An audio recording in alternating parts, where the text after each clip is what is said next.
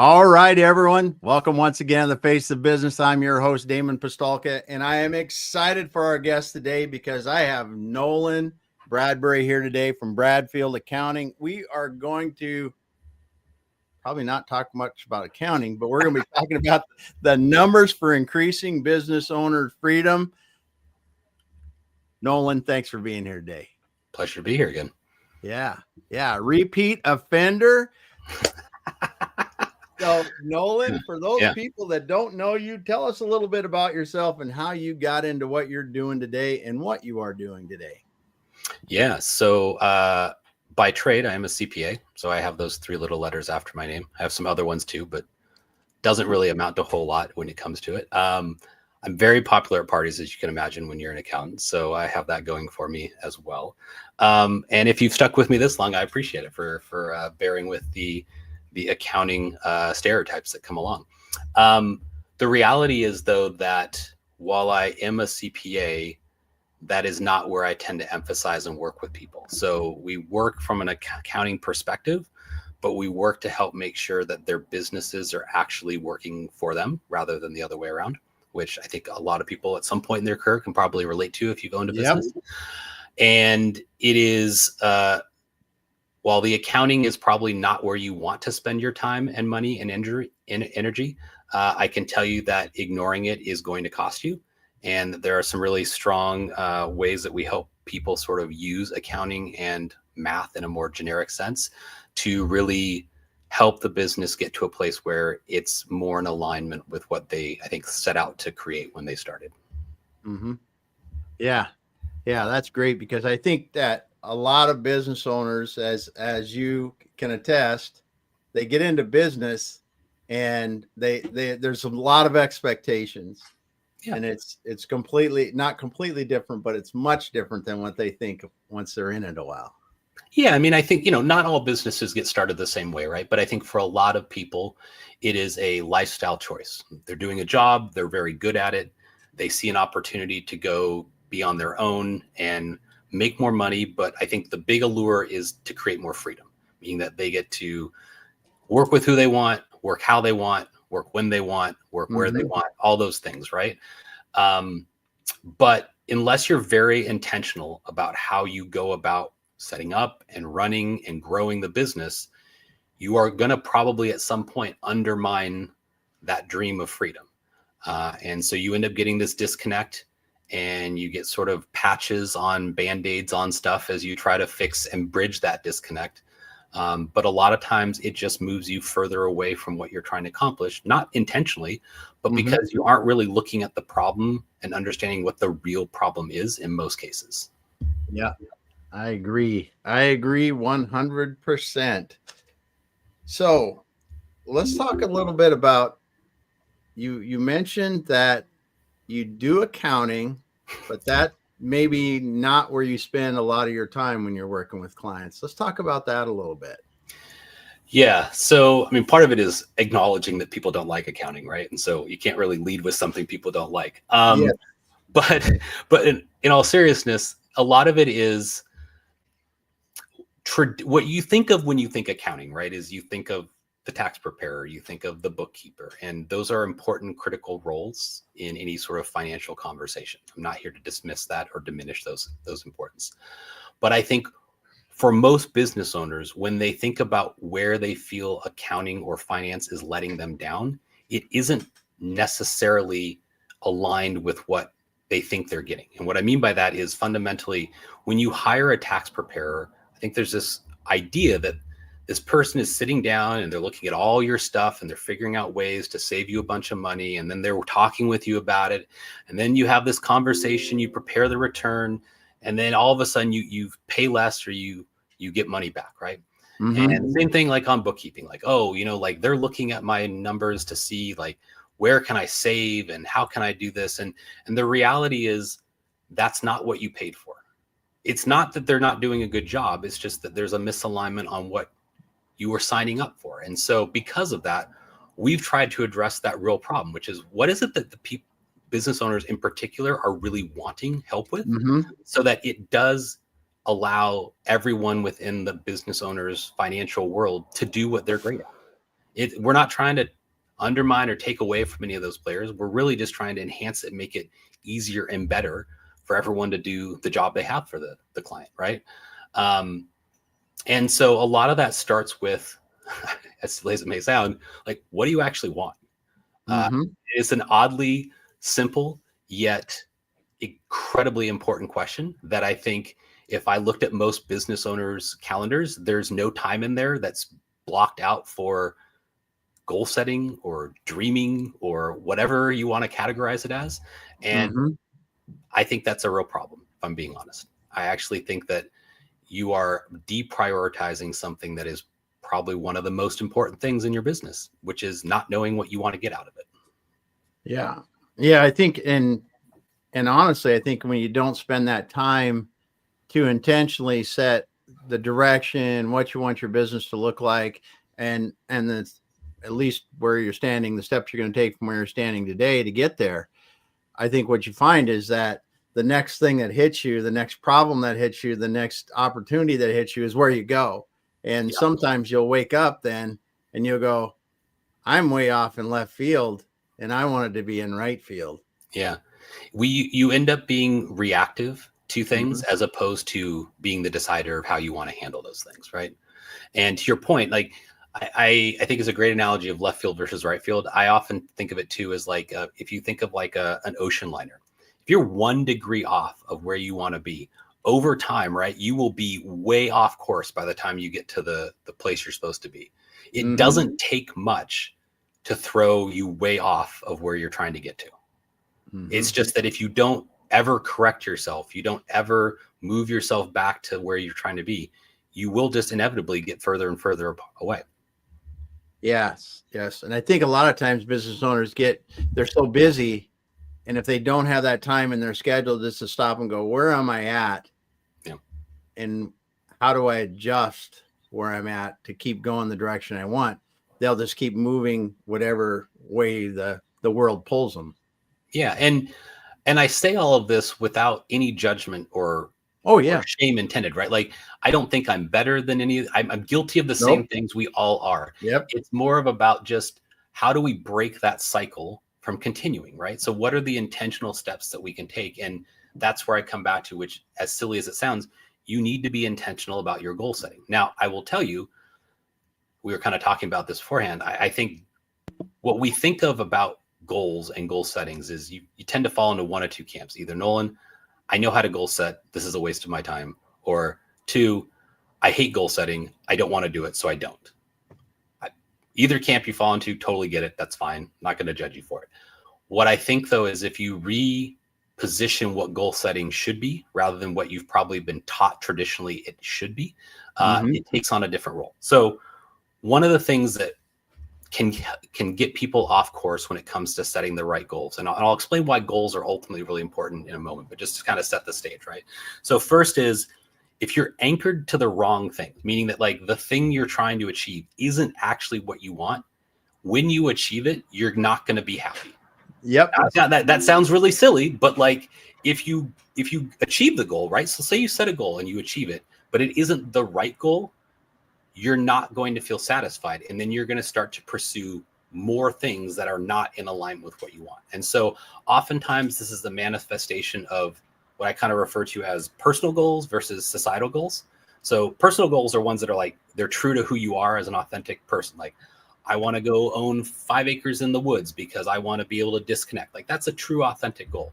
A societal goal is more a function of, you operate in this ecosystem and this is what is kind of expected of you because of who you are and how you show up.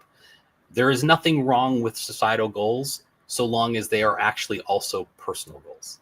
If you're only doing things for other people, that will ultimately let you down, right? And that's where the challenge becomes, right? Is that if you don't have any real connection to what is actually being sought, then at some point, like it won't be satisfying. Yep. The second one I would say is that inherently goals people set are squishy. Not to use a very technical term, right, David? Squishy goals, meaning that like you'll say, I want to make more money, but you don't define what more is to you, right? Or you say you want to buy a vacation house, but you don't actually quantify what that would take or where you would want it, or are you going to build, or are you going to buy an existing home? Like, so when you set out to try to accomplish it, your brain and your heart ultimately have a hard time keeping you focused on it, because you don't have any real attachment again to like why you've picked it and what it is and how you even would know that you've achieved it. Right. So that's another place we see people sort of struggle when it comes to goal setting. The other one that we see is that there's this viewpoint that goals in and of themselves are the finish line. And what I would challenge you to think of them as, instead, think of them as milestones along the journey, meaning that when you reach a goal, you're not done. Yeah. And that's a misconception, I think, that really throws people for a loop, or can, is that they get to the goal and then they go, great, now what? Right. And so then it's like when you retire, I haven't had this privilege yet, but I've heard that like when you retire, there's this moment you wake up and go, well, now what do I do? And there's like, you're unsure of like what the next step is, because everything was working towards this. But you never really thought beyond that. Yeah. Yep. Right. And so like yes, you accomplished it. Congratulations. But now you've created an unintentional secondary problem because you haven't really moved past that place. Yeah. And then I'll say the last piece, and maybe the most critical, is that for most entrepreneurs or business owners, when they think about goals, they think about it strictly from a business perspective, meaning it's a revenue target, it's a profitability target, it's a hire target, it's a move into a new office target, whatever it is. It's about the business. But they never take the next step and go, how does that fulfill me as an individual? How does that satisfy what my family needs from this business, right? And when you do that last step, you'd be amazed at how much more meaningful the achievement of those milestone goals become, because they are actually, again, if you've done all the things and you've sort of mitigated these areas that I've talked about, you get to this place where when the achievement of that goal comes, it's much more rewarding. You feel a greater sense of accomplishment. It's actually probably providing you something that you did truly want. And as a result, you don't feel the temptation to take on things you don't need to do. So for me, those are like the main 4 areas where I see people, the reason why they have a bad relationship with goals is because they haven't really taken those things into consideration in the way they should. So as you're working with people, I mean, how many people, so let's just go way back. How many people, when you're talking, if you supposedly talk to 100 people, how many of them actually, of those 100, do you think actually set any goals? Ooh, any goals? Any goals, any business, personal goals that are other than, the New Year's kind of junk. I would say, I do think the majority of people set some kind of goal. Now, I think most of those goals fall into that squishy category, though. Okay. Meaning that, so then it becomes like, well, is that a real goal or not? Yes. Right. But I do think most people try to. Oftentimes it is a result of something being forced upon them, right? Like they, maybe they got to pay for college tuition. Like, well, now I got to make more money. It's like, okay, well, yes, that is a goal, but that isn't necessarily like you set out to go like, I need to do this intentionally. It's like, it's kind of, again, it's being forced upon you because of something that you didn't necessarily proactively tackle. It's being more a reactive standpoint. But to get to your point, I would say very small percentage of 100 people have clearly defined goals that are linked to something they truly are passionate about. Yeah. And that when they achieve them, they feel the sense of satisfaction they thought they would when they set out. Well, and this is, you said something right there that I think is the key to making it, because, all right, any goal you set's going to take a lot of work. I don't care, unless it's just like, hey, I'm waking up tomorrow. Hey, right? Let's not get some people, that's a big goal, but yes, I get it. Totally. Most people, when they're setting a goal, it's going to take some work. And I think you said something here. It's got to really be connected to something you care deeply about, because then you will, like you said earlier, you'll stay focused. You can turn other things down that'll take you away from those goals. I think sometimes people go, oh, I just want to make more money. Even if I said I want to make $100,000 more. Well, why do I want to make $100,000 more? Because is it just because, or is it because I want to buy my mother a new car or my wife a new car or something? There's just a lot more meaning in the way that if there's something behind it. Yeah. I was listening to, and I'm drawing a blank on who this was. I wish I could remember because I want to attribute this to him, but they made a very profound, in my opinion, statement around goals. So not my idea, but I think it's really poignant, which was the greatest obstacle you will face in achieving your own success of your goal is following the path of a lesser goal. Meaning that it oftentimes isn't something that we can't control that prevents us from reaching where we want to be. It's actually being on the wrong path and exerting our time and our energy and our resources to something that isn't the real thing. And I just think that is so spot on to your point, right? Which is that I know it sounds like I'm belaboring this point, and I probably am, right? The horse is probably beaten to death at this stage, but I cannot stress how important it is in the foundation of having a successful business, both in the present and for the future, right? Mm-hmm. You need to understand why you're doing what you're doing so that you can actually know what to do. And to me, a core piece of that is understanding what do you need to get out of this business, both financially and from a lifestyle standpoint. Yep. It does no good to make a ton of money if you can't live the life you want with it. Mm-hmm. And so the other piece, and so whereas we sort of follow this path, right, is so after you've made goals, the problem then becomes as well is that if you aren't designing things appropriately, you will find yourself in a position where you're sacrificing one or the other. And then you have things out of balance, right? Which is you're working so hard to make all this money at the expense of your family and your interaction with friends and family. Or sometimes you take your foot so far off the pedal to enjoy life that you stop making the money necessary to keep enjoying life. Yeah. Right? Or, you're basically, in one case, you're either robbing today for tomorrow or you're robbing tomorrow for today. And in an ideal state, we don't want either of those choices. We want to be able to have a situation where both can be supported holistically, to use a buzzword, in a way that both can be achieved. Yeah, that's a great point because you see people on both sides of that all the time, and some that and the funny thing is, and I'll back up because the funny thing is people look at successful people and they go, wow, that'd be awesome. And then they look, if they knew some of these successful people, they'd realize that it's a hollow shell, right? And then you see other successful people and they do have the complete package. And you can tell in the way they talk, you can tell in the way they interact with people that there's something different about that. Yeah. And consequently, you might see someone on the beach and you say, those people man, they got it. They're just doing whatever. And they really aren't. And it's interesting, I think, when you look at that and really peel the onion, what you find underneath.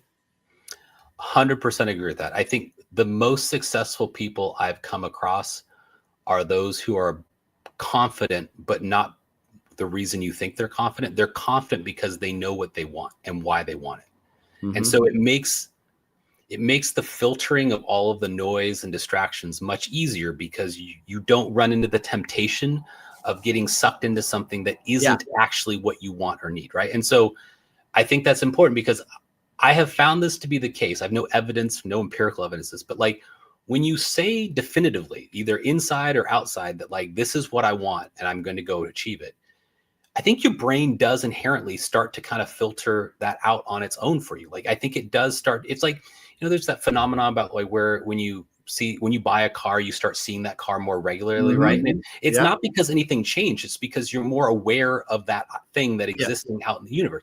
The same is true for goals, right? If you know what you want, you become more aware of the things that exist in your environment that are going to help you achieve that. That there is science to that. And so I think that is an element that you can say oh, well, goals don't mean anything. It's but if you're really intentional about what you're trying to accomplish, it is going to help lead you on the path towards being successful.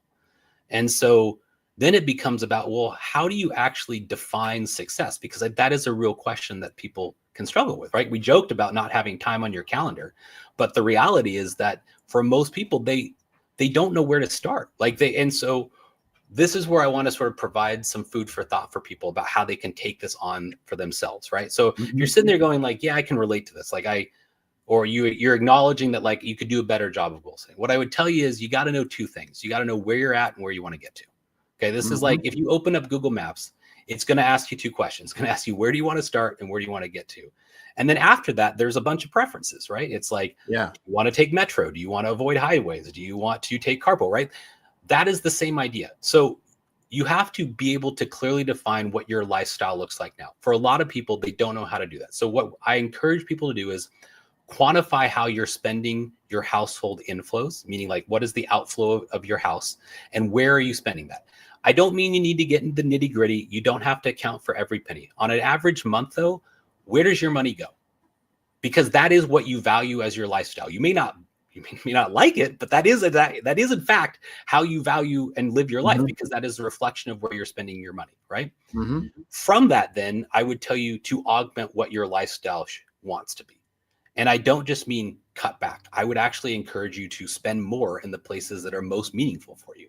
So if right now you're spending a nominal amount on travel, but you want to be able to travel more, well, be honest about it. Put down a bigger number that you want to achieve, because there is no point in designing a system or a business if when you execute on that plan, it doesn't provide you the actual life you want, right? We're not trying to solve for okay. We're trying to solve for ideal. And so like you have to be able to be honest with yourself about what that wants. And for a lot of people, because of society, I would say, we are hesitant to be honest about what we want. We're gun shy. We don't want to seem selfish or greedy. And I tell you, go for it. Like, this is your life. Like, if you want to if you want to allocate $3,000 a month to travel, do it. There's nothing wrong with that, right? You're not hurting anyone else. You're not like damaged. Like, as long as everything is there, like, go for it. And when you start to give yourself that permission and you start to quantify what that looks like for you, right? Meaning that like, okay, so if I say it's, $3,000 a month, that means I want to spend $36,000 a year on travel. What does that really mean? Is that 2 trips for you? Is that 3 trips that are 12,000? Like, get serious about why you're picking the numbers and how you're improving that life, right? And then what you're going to find is you have a new number, and I call this the freedom number. It's the number you need each month to live the life you want to live. Ah, yes. So you figure out where you want to put your money in your buckets each month, and then figure out what that total comes up to. Then you've got your freedom number. And I tell everyone this: I do not care how you spend your money. If you want to buy $100,000 worth of Legos every month, go for it. There's no judgment from this side of the screen. What I will tell you though is that once you figure that out, then we can get really critical about how the business is operating and where it needs to change to provide you that number in a way that you want to do. Because I said, both pieces have to be true. You have to be able to provide financially, but you also have to do it in a way that's in alignment with you. Yeah. It's not a plan to go, I'm going to work 70 hours a week to earn the number I want. That's not a good plan. Okay. Yeah. We want to design something that is both reasonable and you're going to stick to. And so that becomes the next piece, is now we know what we're solving for, right? Now we have this equation. Now we know what the endpoint needs to look like. Okay, well, let's work backwards and figure out, you have this asset that is your business.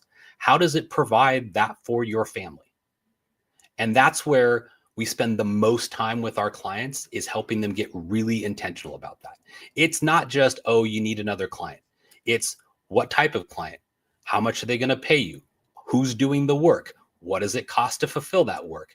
And really taking it down so that they know what their actions are, because the next step is about being accountable to the things you need to do to get those outcomes. Because if we don't define and hold ourselves accountable to it, we're going to end up repeating past mistakes, which is we're going to get distracted by shiny objects. We're going to get sucked into things we don't need to spend time and money on. And we're going to drift off that 1 degree of our steamliner, right? And then suddenly we're going to be like, well, why am I not where I want to be? It's like, well, because you're not actually doing the things that we agreed you needed to do to get the outcome you wanted. Yeah. Yeah. That's awesome. That's awesome. And it's a great way to lay it out too, because it starts with, goals linked to something that's really important to you, and then going through the process of understanding where am I spending my time and money, and what does it look like in my ideal situation, and then going and making that happen. Yeah. And so this is where when we started, I was like, well, I am a CPA and I do use accounting, but not in a way you probably think of, right? And this is kind of what I'm getting at is we do use accounting. Like the fundamentals of how your P&L and balance sheet operate are critical to the designing of your business, right? Like we Mm-hmm. can't just sort of willy-nilly throw numbers at the spreadsheet and hope it works. Like there is an intentionality to that, but also layered into it is a very, in my opinion, important piece of like understanding the psychology of why we're doing what we're doing and how does that fit into who you are and are you happy with that? And because when all those things start to fall into alignment, believe it or not, all the work gets a lot easier. Yes. Like, people talk about flow. That's really what we're talking about. Imagine flow at like the 40,000 foot level, not just at like you're doing a basic task and you feel flow. Imagine like the entire business you own is operating flow. That's what we're trying to get to, right? Where everything is harmoniously working together. And the only way we can do that is to know that the outcome it's producing is the ideal outcome. And so that's how we get there. Yeah. Yeah. That's cool. That is very cool.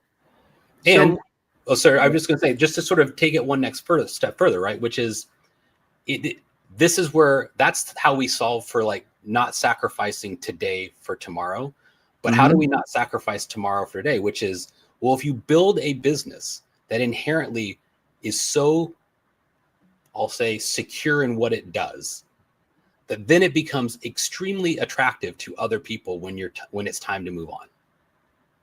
Because some people like to buy fixer-uppers, right? If you think about a house, some people love a distressed asset. Some people love to flip a house. Most people like to buy a house, move into it, and live in it. Yeah. And if you think about your business, the same idea applies, right? You see this all the time. Great example. Right? Like most business owners are buying a business not to throw themselves into the business to fix all of your problems. And if they are, you're going to get a discounted like payout for that. Mm-hmm. So if you're able to sort of solve both in the moment, then now you've created an asset for both today and that you get to live a life that is in alignment with what you want. But you also get this thing that at some point will probably produce additional payout for you. That when it's time, you have an actual asset, not just a business, because those are not the same thing. They can be, but they are not always the same thing. That is for sure. Because it's ran into it a couple of weeks ago. Very profitable business that was not going to be profitable or desirable by anyone else. Right. And it happens like that. Yeah. So then it either gets stripped apart or nobody wants it, and the doors just close one day, right? Yeah. They just go to close down, a lot of them, because that you can create a very unique business around your skill set, and it can be 8 figures, 9 figures even, and it still is not something that someone else can take over, because if you're key to that business, it just won't. How would someone else duplicate the revenue and the success? Yeah. So go ahead. Well, I was just going to say, to tie in sort of that, we were talking about AI a little bit before this, right? So part of that can be, I think, as we move forward, like not necessarily agentic, but like how do you design the bot, if you will, right? The underlying code to replicate as much of you as possible, so that it does. So that's another thing that like a lot of the things we're working with clients on now is, so you do all these things, but how do you remove as many of those, and you can train AI to do those for you, such that you can then do more of the thing that is only something you can do. And I mean that in a good way, right? Meaning that like it's something that like at your skill set exists, because I think that does give you not only higher scalability, right? But it also gives you greater ability to survive the tsunami wave that is coming of information being no longer the thing that differentiates. Yes. Yeah, I think you're exactly right there. And when you can work on the most critical parts and let other people, other systems handle the rest of it, and use your superpowers, that's where you do make the most successful businesses. Yeah. So what do you like the most about helping people do this? So it's funny, when I started out, and I'm going to date myself, I think it was almost 25 years ago in accounting. I was in public accounting, and a lot of what you do, it's just compliance, right? It's like, people paying you to do something they don't want you there in the first place to do, just so they can do something else with their business, right? That's a large part of what it is. Yeah. And as silly as it sounds, I remember coming home being like, nothing I do here is like, I can tell my parents like, hey, this is what I did today, right? Like, it doesn't mean anything to them. Like, I can't tell my friends. And so I moved on and I went to private, but the same issue existed just from the other side, right?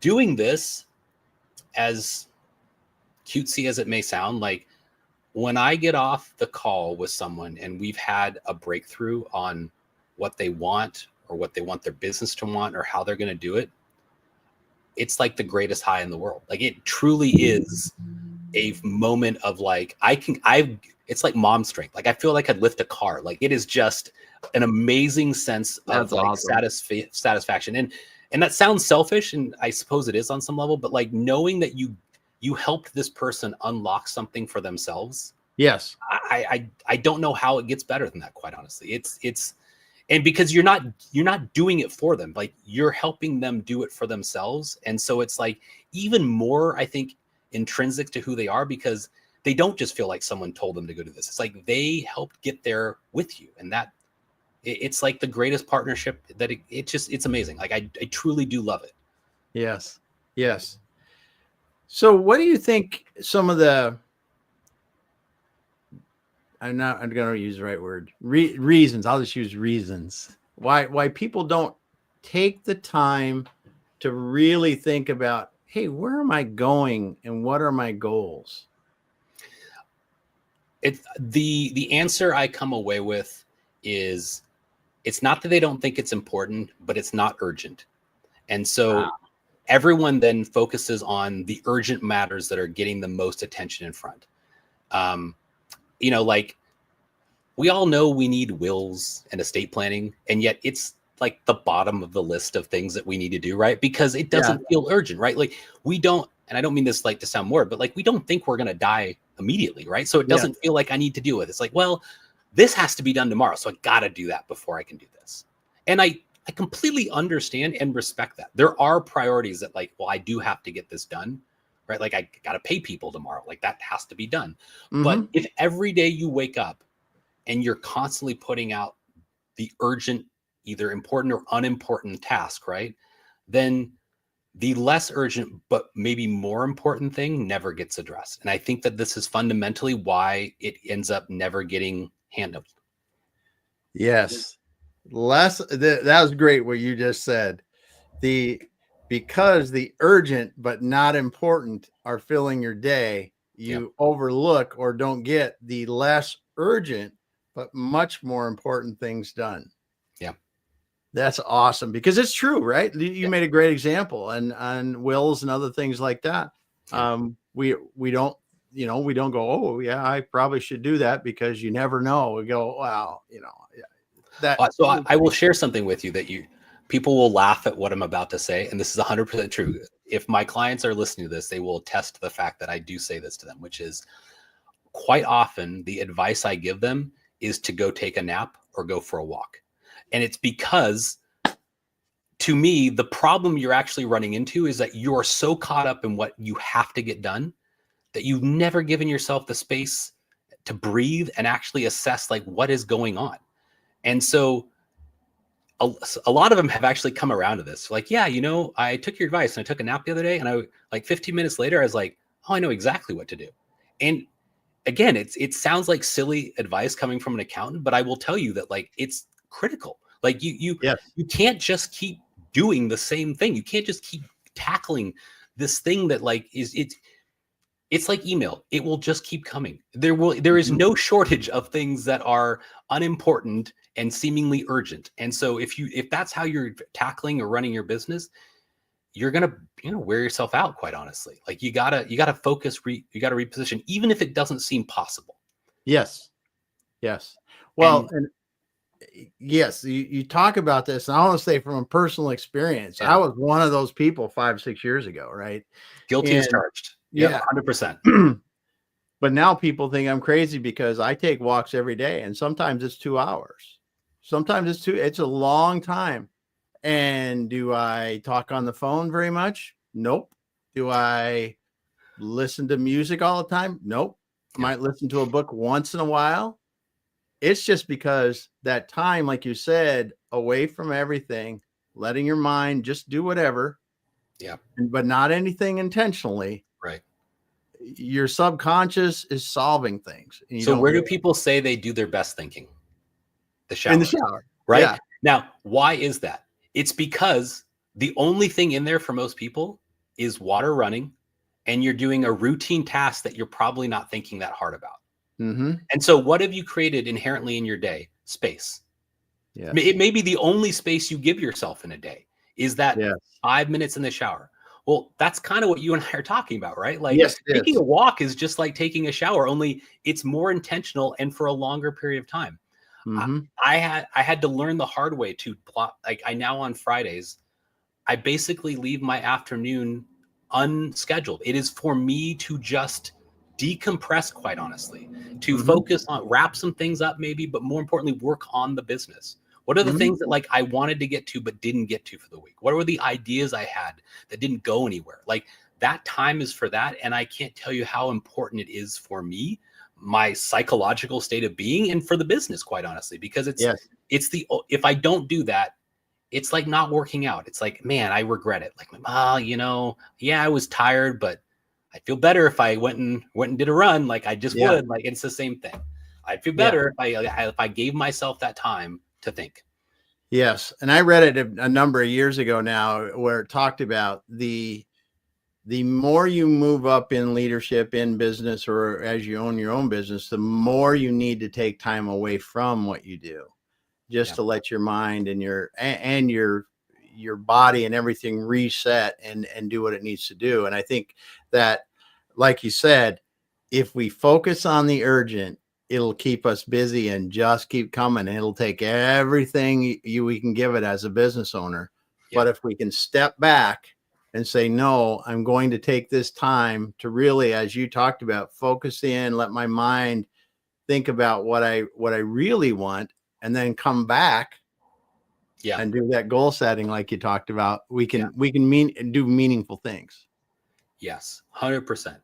And so one thing I know we're kind of coming up right. One thing I wanted to share with people is, if as you're thinking about what we talked about, like it is the hardest thing I always think is the starting, right? Starting anything is always the hardest part, right? And so if you think that like what we talked about was meaningful and it could help you, but you're having difficulty starting, like reach out. I have a free little like spreadsheet I can give you. It's not like our full robust version that we take people through, but it can serve as a starting point for you to sort of like, how do I put some thoughts down in paper and like start to like work through this?